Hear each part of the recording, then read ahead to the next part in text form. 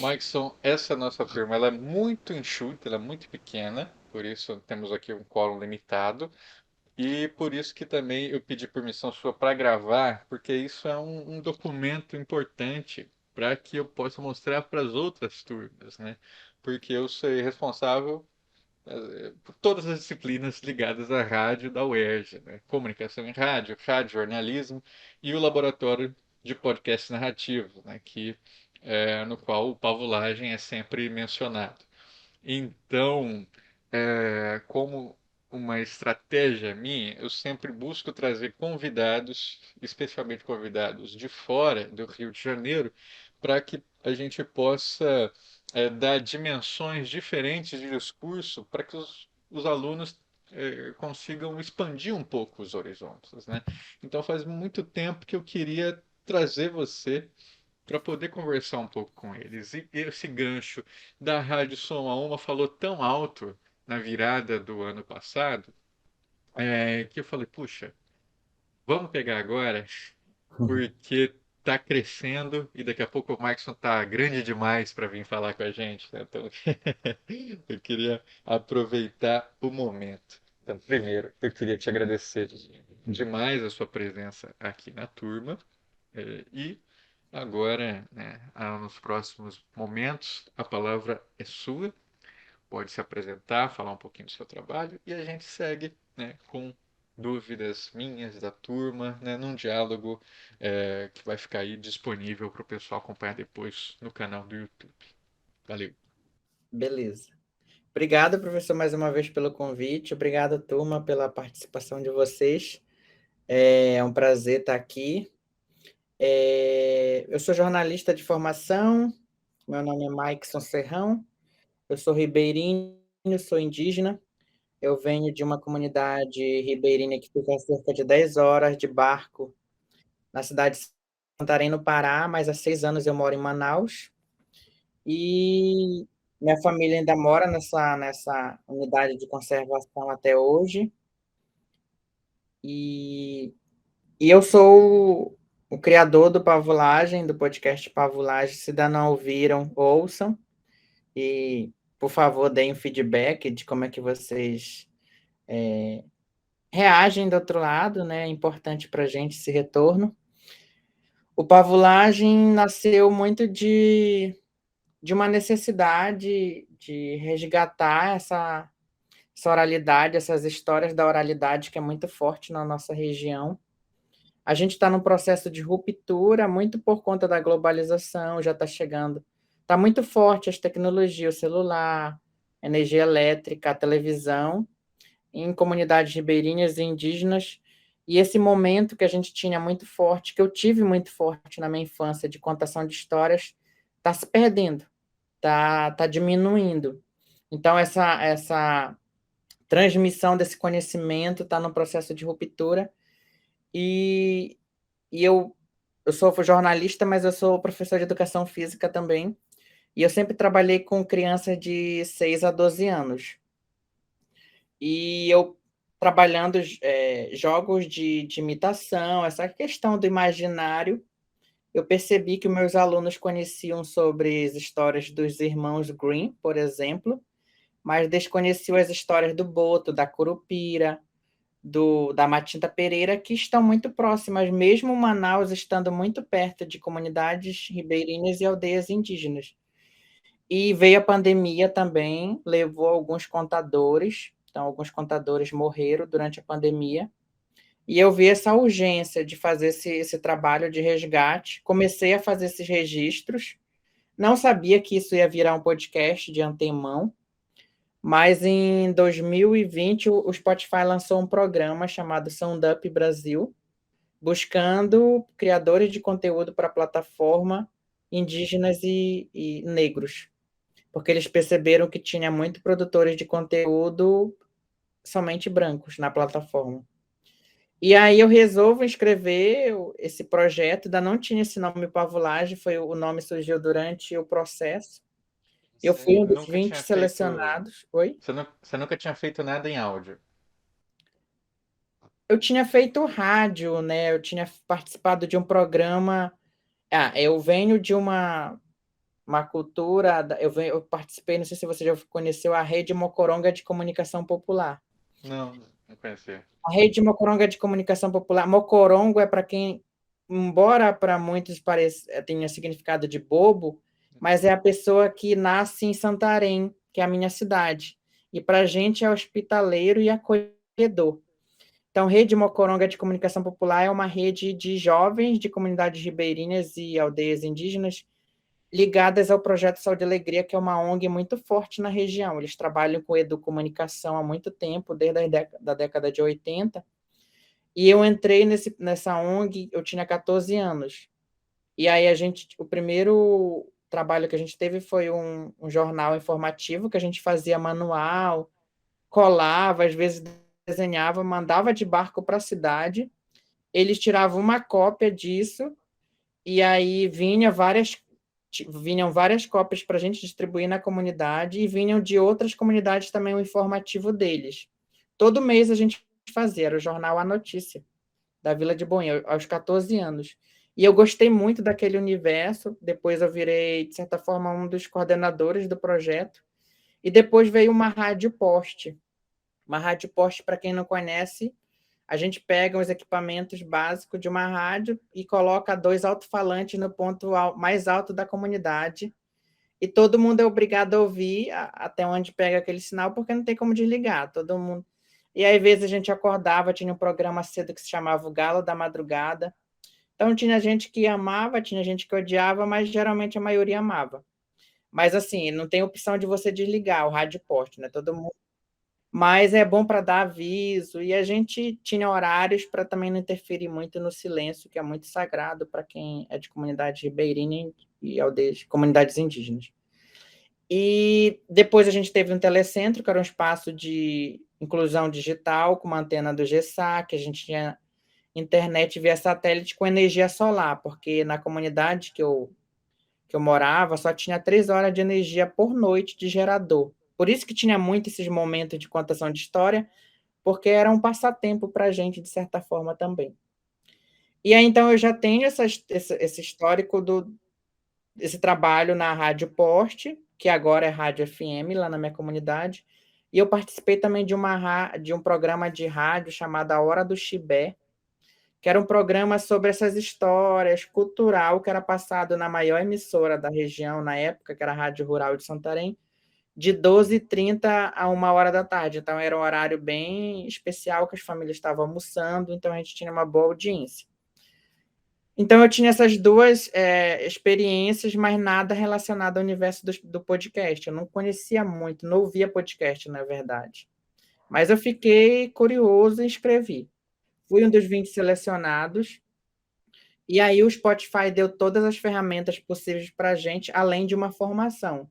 Então, a gente foi dividido em 2 etapas. Na primeira etapa eram 20, passava 10 para a segunda etapa, e na segunda etapa tinham até 5 vencedores, podia ter até 5 vencedores. Só que eu aproveitei muito esse programa.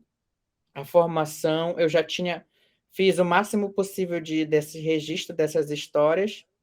Na primeira fase, a gente tinha que entregar um piloto de até 5 minutos, um teaser, um trailer de até 5 minutos. E na segunda temporada, a gente tinha que entregar um episódio piloto de até 20 minutos. Mas, assim, eu mergulhei porque eu queria muito que isso desse certo, fosse para frente. Além se tornou, tipo, de certa forma, um propósito naquele momento para mim. E era muito o meu universo. Eu queria que outras pessoas também conhecessem essas histórias, que são muito minhas, muito do meu povo, e eu queria que o Brasil ficasse sabendo. Até porque naquele ano também teve o lançamento da Cidade Invisível, a primeira temporada, mas ela contou na perspectiva muito de quem está de fora. Tinha pouca, não, tinha nenhuma representatividade indígena, muitas histórias foram distorcidas, o cenário que foi utilizado foi o Rio de Janeiro para. O Boto estava na Baía de Guanabara, que era para estar no Rio da Amazônia, então teve todos esses pontos, essas críticas, que eles, eu acredito que resolveram na segunda temporada. E assim, eu queria muito que essas histórias fossem conhecidas pelos meus alunos, pelo meu povo, e por todas as pessoas que têm um interesse muito forte em conhecer mais sobre a Amazônia, sobre as pessoas que vivem por aqui. Mas teve uma circularidade muito interessante, né? Que é você agora na segunda temporada de Cidade Invisível, assumindo as redes sociais ali do Instagram para falar do Pavulagem no Instagram de Cidade Invisível. Achei isso muito interessante. Sim, mas acho que foi também um reconhecimento do meu. Eu acabei, por conta de toda essa trajetória no Pavulagem, sendo uma referência nessas. Como pesquisador, eu não sou mais somente o criador do Pavulagem, mas eu sou um pesquisador dessas histórias dos seres encantados da Amazônia. Assim, tem muitas histórias, essas histórias têm variáveis, porque a oralidade também tem isso, que é muito lindo. Uma pessoa conta em um lugar, conta de um jeito, e às vezes em outro lugar mais distante tem alguma pequena variação, mas que deixa isso tudo muito bonito. E agora, inclusive, nessa segunda temporada, na primeira temporada, foram histórias que eram muito do meu mundo, histórias que eu cresci ouvindo, que eu conhecia. Nessa segunda temporada, a gente resolveu explorar histórias que são de uma Amazônia muito além de mim, histórias que eu desconheço na maioria, por exemplo. Então, eu estou indo para espaços mais longe, tem toda essa questão da logística também, para algumas No cidades. Pavulagem, você está falando. Isso, para Pavulagem, nessa segunda temporada, vão ser histórias de uma Amazônia mais distante. Então, tem municípios que são 7 dias de viagem de barco, e às vezes o voo que tem para esse município é muito caro, porque só tem uma companhia aérea que oferece aquele voo. Às vezes só tem 2 vezes na semana, ou às vezes só uma vez na semana. Então, tem todas essas Eu, especificidades que é muito forte da nossa região também, mas é muito bonito você ser recebido por um contador, por uma pessoa que tem uma trajetória, que vivenciou aquilo, que acredita naquilo, ou que às vezes ouviu de alguém, de algum de seus pais, mas que acredita. Então, para muita gente, essas histórias são vistas como folclore, mas para a gente que vive na região amazônica faz parte do nosso dia a dia, a gente acredita, e isso também é muito lindo. Então, foi basicamente disso tudo que nasceu o Pavulagem, e eu fui um dos vencedores do programa do Sound Up Brasil, com o piloto que eu fiz ficou muito bonito. Assim, nossa, como isso que é da Curupira, a Mãe da Mata, foi o piloto. E eu tive a mentoria de uma pessoa da Ana Bonômica, da Trovão Mídia. E aí eu fui um dos vencedores, podiam ser 5 vencedores, eu fui um dos vencedores, e o Spotify ofereceu contrato para 3 projetos, inclusive para o Pavulagem. Então, no contrato, eles pagam todo o projeto, né? Eles pediram um orçamento, a gente fez um orçamento de quanto ficaria, todos os custos, logística, toda a equipe, identidade visual, identidade sonora. A gente usa o, os sons do banco do Museu de Sons da Amazônia. Então, isso a gente. Mas o Spotify, por conta de ser um original que só pode ser reproduzido na plataforma deles, eles pagam todo o projeto. E aí foi sucesso, a gente ficou entre os 10 melhores podcasts de 2022 na plataforma, no Brasil. E aí a gente tem essa temporada renovada, né, que foi também uma boa por eles conquista, também. por eles também. Então, a gente está em produção. Posso perguntar uma coisa Pode. sobre contrato, né? O Spotify, e quando ele te oferece uma assinatura de contrato, ele te deixa com os direitos do Pavulagem ou ele pega os direitos do Pavulagem? Por Bom, exemplo, se você poderia lançar uma segunda temporada em outra plataforma se eles não quisessem renovar? depende do contrato e de como que você amarra isso, tipo, mas no Pavulagem ele é original, então ele é meu, mas o direito de veiculação é deles. Mas assim, a criação, tipo, eu teria que encerrar o contrato com eles para veicular, tipo, digamos, numa uma Amazon, Amazon Music, digamos, ou numa Deezer, ou numa Apple, mas assim, o contrato, ou na Globoplay, mas o contrato de transmissão é deles, até, e às vezes, geralmente, o contrato vale por 2 anos. Só que eles não compraram direito de Patrimoniais, assim, né? isso, o podcast ainda continua sendo meu. Para eles, tipo, eles teriam que oferecer o dobro do contrato para eles comprarem de mim, entendeu? O direito de vez. Entendi. Então, tem essas questões também. Mas, assim, como é pelo programa, eles têm uma liberdade maior do que com outros originais. Então, a gente tem uma autonomia maior. Para quem é do programa Up, saiu Calunguinha, saiu Pavulagem e saiu o Preto Positivo. O Calunguinha renovou também, o Pavulagem renovou, o Preto Positivo não renovou. E Positivo, para quem quiser conhecer depois, né? É um podcast que fala sobre é, pessoas negras que são HIV positivo, né? Por isso o isso, nome, Preto Positivo. Muito, isso. E muito todos são do interessante. Up. Inclusive, o Preto Positivo não ganhou o programa, mas ele não ganhou o programa, mas ele recebeu a proposta do contrato. Hum, É, e teve um outro, o Zumbi, que é um podcast ficcional, mas ainda não foi lançado. Eu não sei nem se vai ser lançado ainda. Já deveria ter sido lançado ano passado. E eu não sei como é que tá, em que pé tá. Mas foram 4 que receberam a proposta de contrato, 3 lançaram, e desses 3 que lançaram, 2 foram renovados para a segunda temporada. bom. Como agora podemos avançar para a Suma Uma? Como surge o convite para participar? Bom, a Suma Uma, por conta da minha trajetória no Pavulagem, eu sou conhecido pela Letícia Leite, que é da Vende Áudio. Ela lançou pela Globoplay o primeiro podcast original indígena, que foi o Papo de Parente, eu acho que é o nome, da Globoplay, com. Eu não lembro agora as 2 pessoas que apresentavam. Tinha um pouco de culinária, foi o da Globoplay e ela me lançou o convite para fazer parte do time, para ajudar ela na produção. Ela gosta muito do Pavulagem, me conheceu e tinha só uma apresentadora, que é a Elisângela Barella, de São Gabriel da Cachoeira, na apresentação. Mas por conta da. Como a Elisângela tem São Gabriel da Cachoeira, assim como outros municípios do Amazonas, tem uma precariedade muito grande em relação à internet. Às vezes não funciona. Já passou de ficar meses por conta de cabos que quebrou em certo município, então tem uma precariedade muito forte. E aí nem sempre dá para a Elisângela gravar ou fazer uma entrevista com o convidado. E aí eu acabo sendo também chamado para apresentar. E aí eu fico na apresentação junto com a Elisângela. A gente pega a ideia que a gente pegue uma das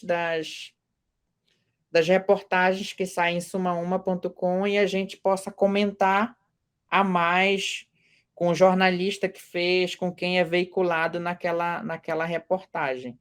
E a gente faz isso com a ideia de transmitir também para parentes indígenas e ribeirinhos, a gente grava isso, só que a gente, na Suma Uma, a gente não se preocupa muito em views em plataforma de streaming. A gente busca principalmente pegar esse arquivo e compartilhar em grupos de WhatsApp, porque ele é baixado em comunidades, aldeias indígenas, veiculado em rádio esporte, rádios comunitárias, para que as pessoas que não conseguem ler sumauma.com, elas possam, de certa forma, minimamente, saber sobre alguma reportagem através da Rádio Sumauma. Esse é o Ou são os propósito. programas aqueles programas que estão no Spotify? Ou são Aqueles outros programas que estão no programas? Spotify, só que a gente pega o arquivo, Ah, coloca no tá. Spotify, mas a gente baixa esse arquivo em um tamanho não muito grande que a gente consegue mandar ele como áudio no WhatsApp.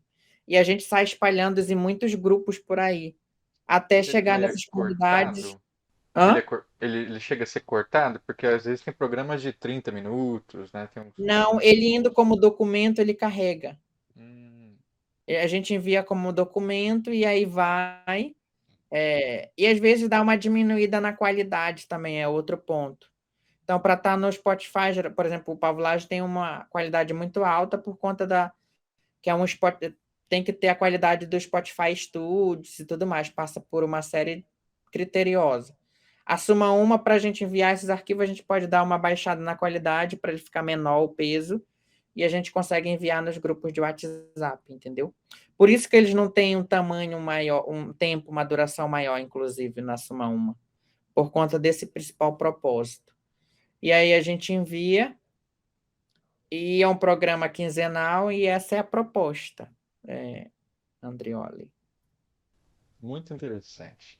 Eu gostaria de fazer mais perguntas, mas primeiro eu vou deixar a turma também se manifestar, caso eles queiram, né? Vocês podem abrir o microfone e perguntar ou escrever no chat aí, gente. Fiquem à vontade. Rodrigo, Leandra, Bárbara, Jéssica, Iago.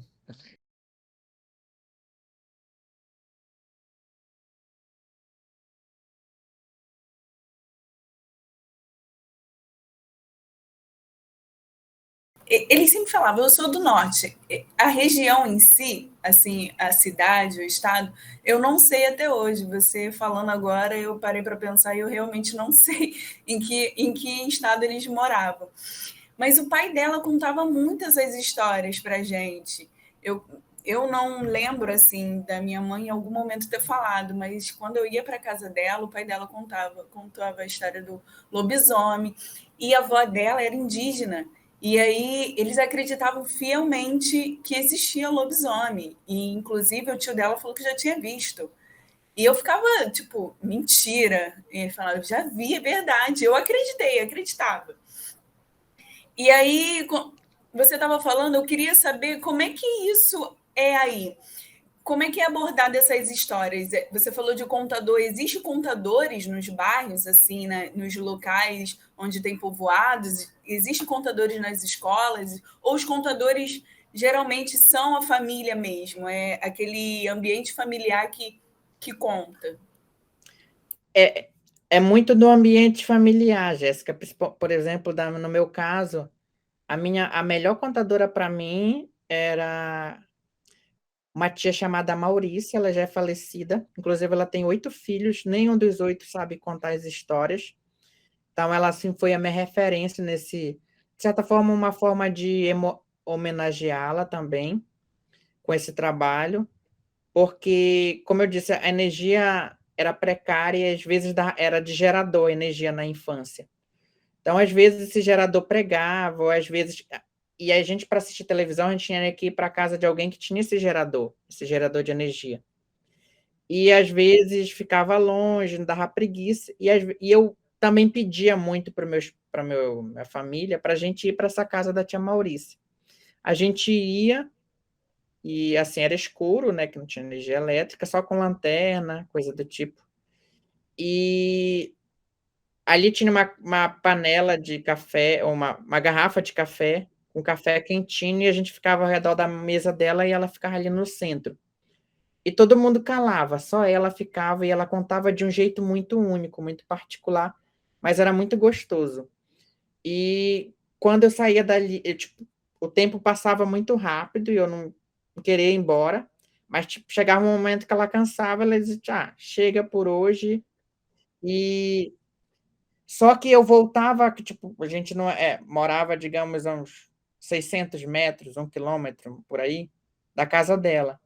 E eu voltava com muito medo. Eu nunca, tipo, queria ir nem no início da fila, nem no fim da fila. Para mim, tipo, podia vir algum bicho, algum ser encantado, ou pela frente ou por trás. Então, tipo, no meio eu achava que eu estava mais protegido. Mas, assim, apesar do medo que eu sentia, era um programa muito. Tipo, a novela das 9, digamos, na Energia dava para assistir a novela das 7 da Globo, né, o Jornal Nacional e das 9. Mas eu trocava qualquer novela, qualquer filme, apesar de eu gostar muito disso, por aquele momento das histórias que a tia Maurícia contava. E eu sinto de não ter feito esse trabalho com ela, porque tipo, muitas histórias só ela sabia contar de um jeito, que eu acho que é isso também que é muito peculiar do Pavulagem, porque os contadores eles têm a entonação é diferente, a forma com que cada um conta é diferente, o sotaque, eu tenho um sotaque muito forte, mas os contadores também, cada um tem o seu sotaque, eu acho que isso também deixa muito plural e muito diverso e muito único, porque por um tempo a gente ficava muito, quando a gente ouvia a rádio, programa de rádio, tinha que ter aquela voz de locutor padrão. E eu acho que hoje não precisa mais ter isso. Eu acho que hoje o que deixa mais bonito são essa pluralidade de vozes. Então, por exemplo, eu não gostava da minha voz porque eu achava ela muito feia, não era aquele padrão de voz que a gente ouve do Cid Moreira, ou desses outros jornalistas, ou mesmo é, locutores de rádio, essas pessoas que fazem cerimonial, apresentam algum evento, elas têm uma voz muito padrão. E eu acho que hoje o mercado ele carece de vozes plurais, vozes diversas, vozes que nem a minha, que nem a da Jéssica, que nem do Andrioli. Então, eu acho que é isso que deixa também o Pavulagem um pouco mais gostoso de se ouvir por conta dessa diversidade, por também representar um novo, que é algo que tipo, muitas pessoas desconhecem, e também faz a conexão com muitas pessoas que são da região e que tinham deixado de fazer isso, mas chega no Pavulagem, elas têm um déjà vu, elas são literalmente ligadas lá com a infância. Então, acredito que, por exemplo, esse pai da sua amiga, se ele ouvisse o Pavulagem, ele ia se conectar muito com a infância dele, com aquele momento, com a tua amiga também. Então, tem muito disso. As pessoas entram em contato comigo, Mike, a gente. Eu lembrei da minha avó que contava essas histórias, então tem muito essa intimidade. A partir disso, muitas pessoas têm passado a me seguir, cobrar por conteúdo, eu me senti até motivado também a produzir conteúdo. Veio essa parceria com a Netflix também, que me ajudou a trazer visibilidade. Eu tenho feito outros processos em paralelo, mas assim, tipo, tudo por conta do Pavlo, mas assim, e foi algo também que eu não tinha essa pretensão que ia ganhar toda essa dimensão. Foi algo que eu quis fazer para registrar, para deixar catalogado, para deixar perpetuado e para amplificar essas vozes. Acho que, de certa forma, quando a gente faz uma coisa boa, consequentemente, as coisas vão acontecendo naturalmente. Isso foi ganhando uma proporção muito legal e eu fico feliz por isso. Mas eu acho, inclusive, que tem muitas histórias para a gente contar daqui da região. E fico feliz com esses convites do professor Andrioli, de a gente estar se conectando.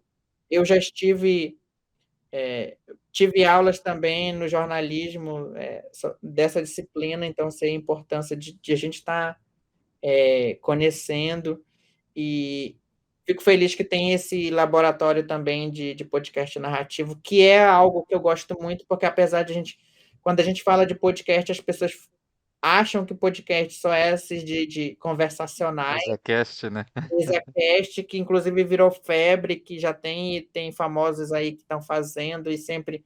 E às vezes os convidados só circulam de um,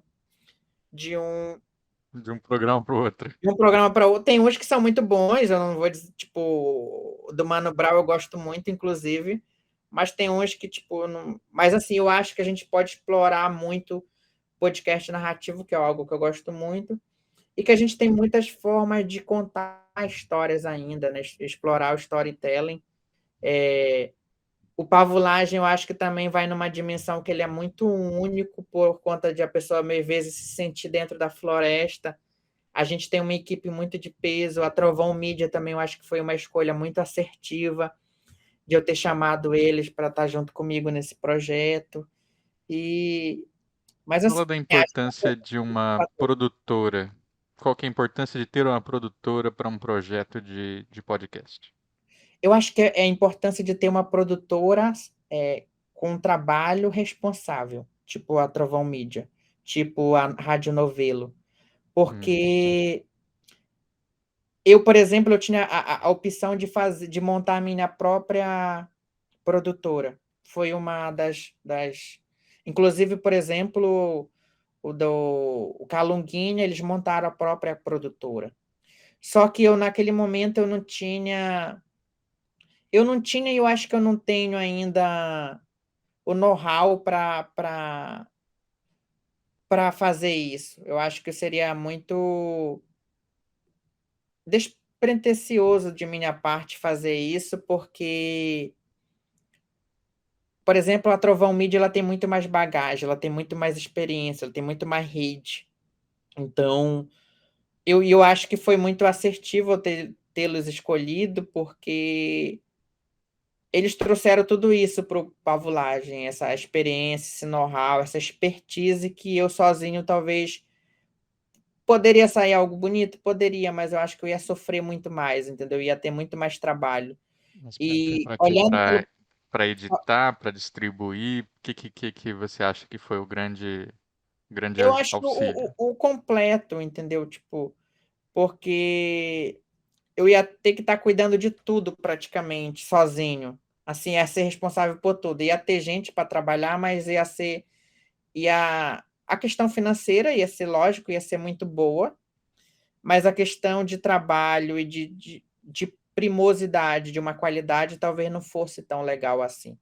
Então, tem produtoras que, às vezes, estão no mercado há anos, mas não dão tão certo. Por exemplo, o Preto Positivo teve problemas com a produtora deles.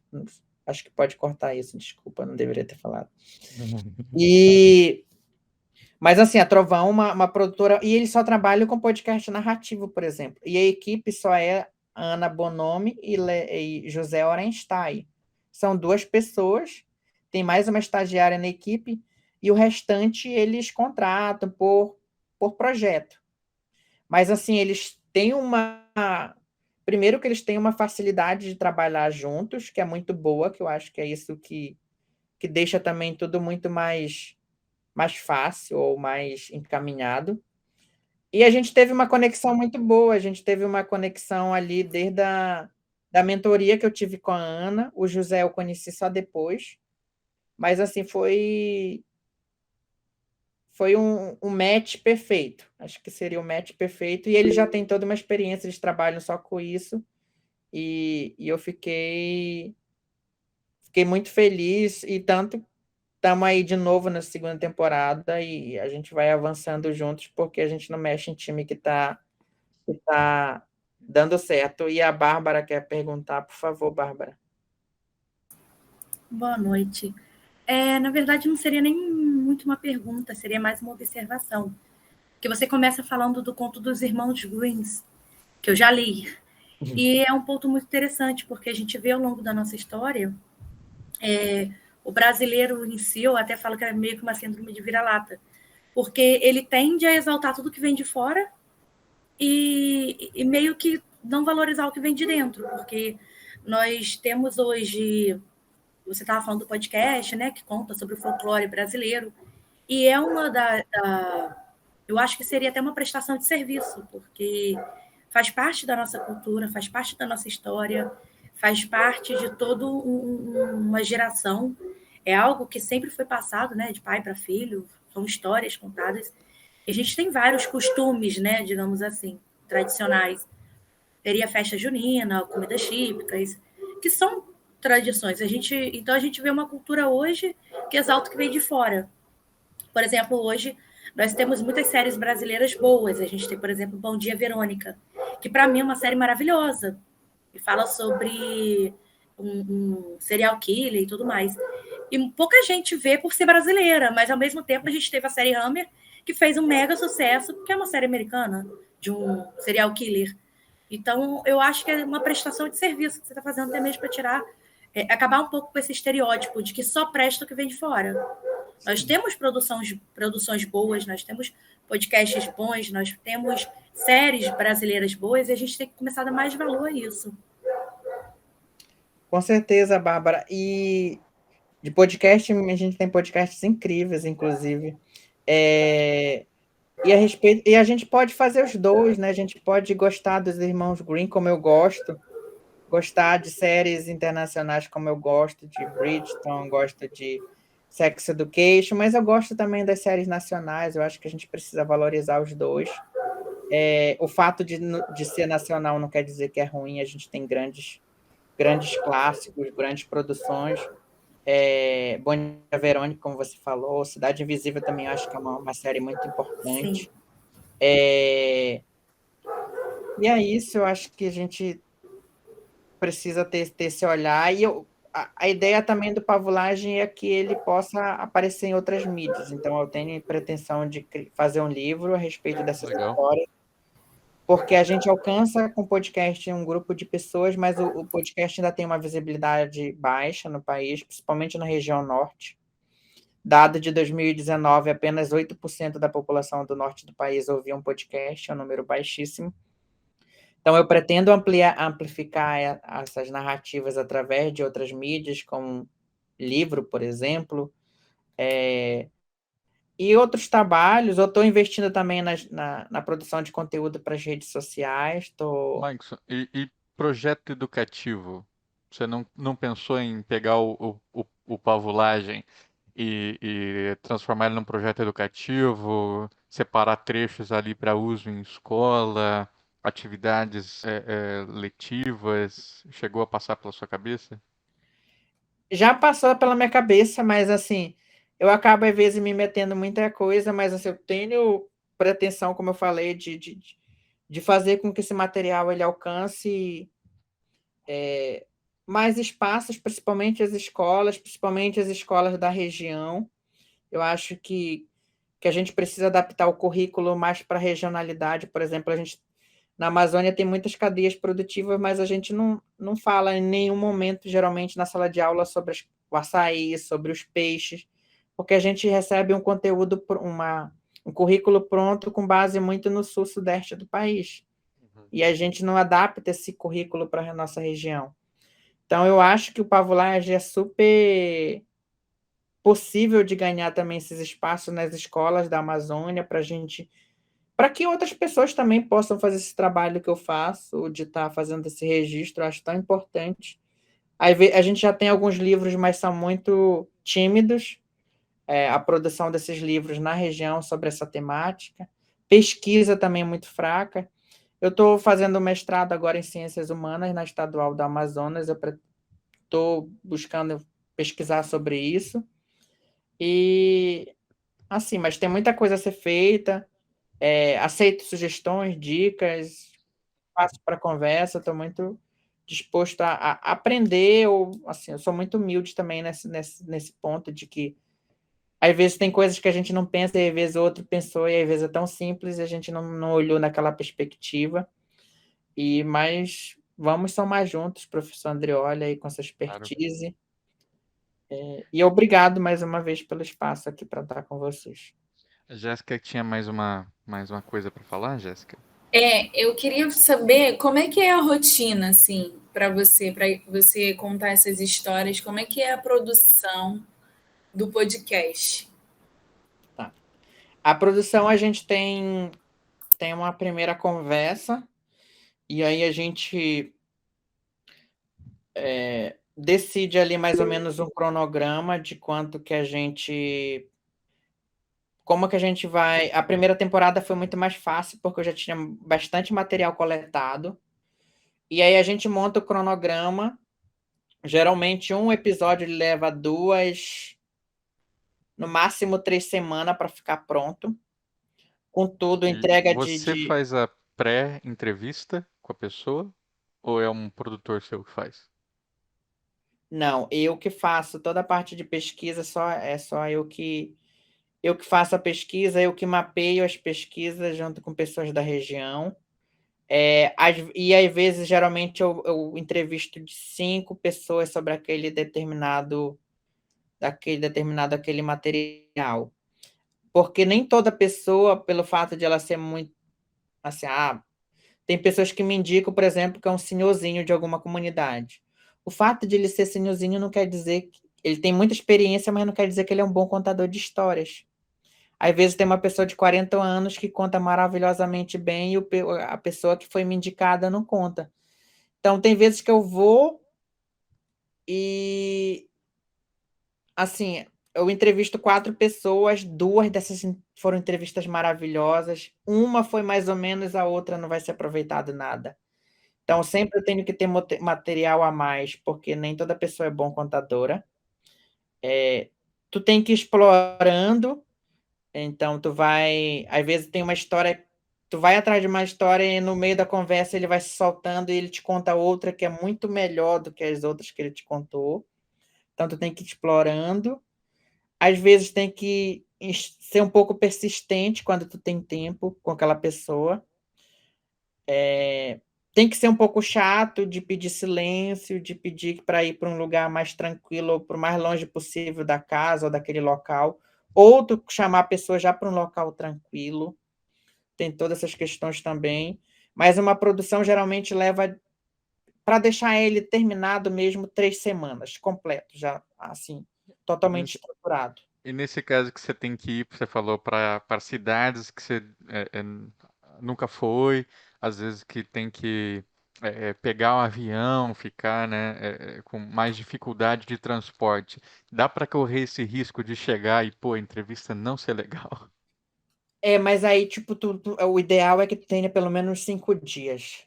Uhum. E aí, ou então, o que eu às vezes eu faço é falar com algum amigo, que eu chamo de apoio local, e peço para aquela pessoa dar uma sondada, tipo, gravar um trechinho no celular mesmo, dar uma sondada com os contadores sobre que. Às vezes eu faço isso, ou às vezes, quando eu tenho mais tempo, eu mesmo vou e caio em campo. Então, esses dias eu fui para São Gabriel da Cachoeira e eu já tinha certeza que eu ia coletar sobre uma história. E quando eu cheguei lá, eu me deparo com outra. Então, eu consegui coletar para 2 episódios lá nesse município. Mas eu entrevistei 5 pessoas. Só que teve uma que foi excelente contadora. Inclusive, ela vai ser usada no primeiro e no segundo episódio. Nos 2 episódios. Às vezes, um contador só é usado em uma. Às vezes, esse contador conta boas histórias e conta algumas pequenininhas que não te dá espaço, ou ele conta muito rápido. O ideal é aquele contador não, que conta tipo com início, meio e fim. Então, mas assim, é um processo, você vai pegando o feeling, você vai sentindo isso também com a experiência. Hoje eu vou gravando tudo desde para diário de bordo, eu tipo, vou gravando coisas que vão acontecendo no caminho, eu gravo, por exemplo, eu cheguei na casa de uma contadora, São Gabriel da Cachoeira, e tava tendo, a gente marcou um horário na casa dela e a prefeitura resolveu marcar uma obra também asfáltica em frente à casa dela. A gente não conseguiu fazer ali. Mas aquilo ali, tipo, me dá gancho para eu comentar aquela situação, para aproximar o ouvinte daquela situação, para que ele não fique muito distante daquilo que a gente vivenciou, para que ele sinta que ele foi junto comigo nesse processo. Então, eu vou fazendo esse diário de bordo, gravando esses trechos. O meu voo foi cancelado, eu gravo um comunicado do comandante do voo falando sobre isso, entendeu? Então, essas coisas dão um gancho também e fazem com que o roteiro fique muito mais humanizado, entendeu? Como é que é o Mas a produção é equipamento? muito para ficar pronta mesmo, o episódio perfeito, com aval do Spotify, com toda. Eles têm a questão de qualidade muito forte. O Então, a gente equipamento, gosta de duas ele a 3 semanas. intimida? O Oi? equipamento chega a intimidar o entrevistado? Eu tento, geralmente, o que eu faço? Eu começo sem gravar, Ah, e aí a pessoa vai se soltando, e às vezes ela esqueceu já o microfone, que às vezes você mas chega com um gravador que é muito power, né? E ele, olha o tamanho disso. Ele é um, né? eu tenho um desse e um shotgun, que intimida mais. Nossa senhora. Eu tenho um shotgun e fica ali perto da boca da pessoa. Só que eu começo e aí ela se solta, depois ela esquece que o microfone está ali, entendeu? Ela já esqueceu. Porque eu não começo logo de cara já. E tem pessoas que são mais escassas, tem contadores que são mais escassos que outros. Tem um que, se ele tu deixar, ele passa 2 horas falando tudo, 3 horas. Tem um não, que ele te conta uma, ele já quer parar. E aí eu vou instigando ele, e aí ele vai, só vou te contar mais uma. Não, essa é a última. E quando ele vê, ele já contou várias. Então, tem muito isso também. Mas é isso. Então, mas assim, tu vai ganhando o tato, tu vai sentindo a coisa, a experiência. Porque, por exemplo, eu podia mandar alguém, vai, o fulano, tipo, seria muito mais fácil eu contratar, por exemplo, algum repórter lá em São Gabriel da Cachoeira para gravar para mim, digamos, algum morador. Mas só que ele não. Talvez ele não tivesse mesmo o feeling que eu tenho já porque às vezes o contador traz uma questão que eu tenho que pensar para quem está ouvindo. Será que a pessoa vai entender? Digamos, eu entendi, mas ele traz um termo indígena, aí eu pergunto para aquela pessoa porque eu vejo, e talvez se fosse alguma outra pessoa não tivesse esse tato de fazer isso. Então, é por isso que a gente decidiu que todas eu tenho que realmente, entendeu? Bom, vamos encerrar então, Maikson. Queria que você dissesse para a turma, né, desse uma sugestão para eles do que eles precisam para acompanhar com sensibilidade tanto a pauta indígena quanto a pauta dos encantados, né, a pauta das narrativas tradicionais. O que o pessoal aqui do Sudeste precisa ter em mente na hora de tratar essas temáticas sem exotismo, sem condescendência, sem subalternizar essas pessoas e essas temáticas. Eu acho que o primeiro passo é desconstruir estereótipos criados, estereótipos muito fortes, enraizados que a gente tem. Eu falo porque, apesar de eu ser da região, eu tinha esses estereótipos.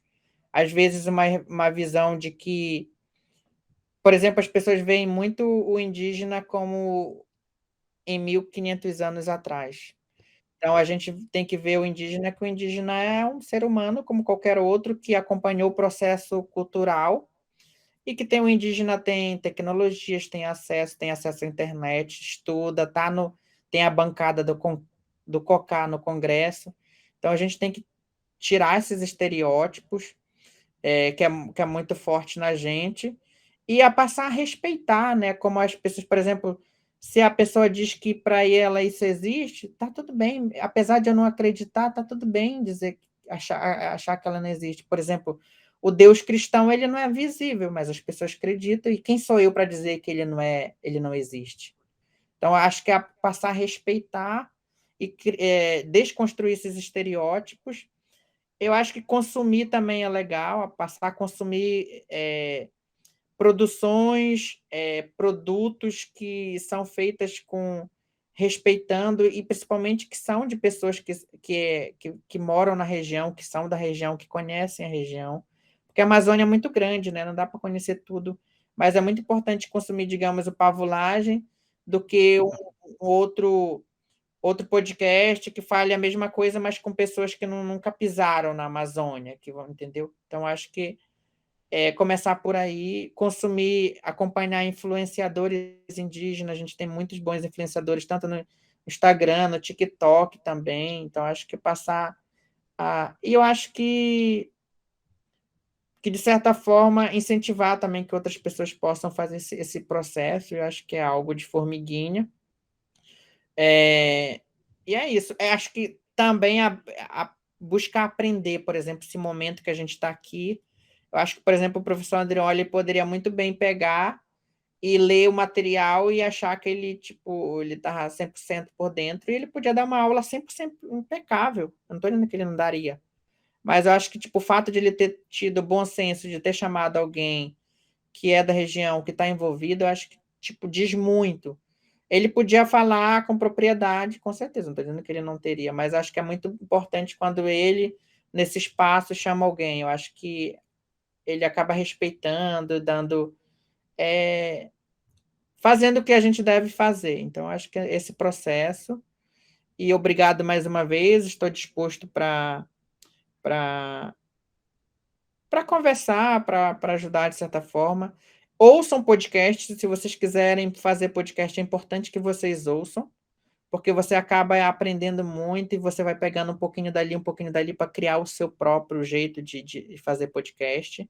Não tem uma fórmula, né? Então, vocês podem estar inovando. E a outra coisa também é fazer acontecer, porque às vezes a gente quer encontrar a fórmula perfeita e às vezes essa fórmula perfeita só vai chegar com um ano, depois de um tempo você fazendo. Então, é isso. Obrigado mais uma vez. Se puderem, ouçam o Pavulagem no Spotify. Avalie também. Depois de ouvir um trechinho, já dá para avaliar, que é importante a avaliação.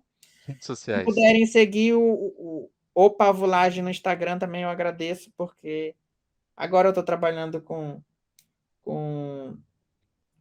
conteúdo, então é importante para mim ter pessoas também me apoiando nesse sentido. E é isso, professor, turma, obrigadão. Valeu, Maikson. Grande abraço. Quando estiver disponível no YouTube, eu te mando o link. A gente continua por aqui. O Maikson está mais do que dispensado. Muito obrigado. Obrigado, tchau, tchau. Qualquer Tchau, turete. obrigada. Obrigada.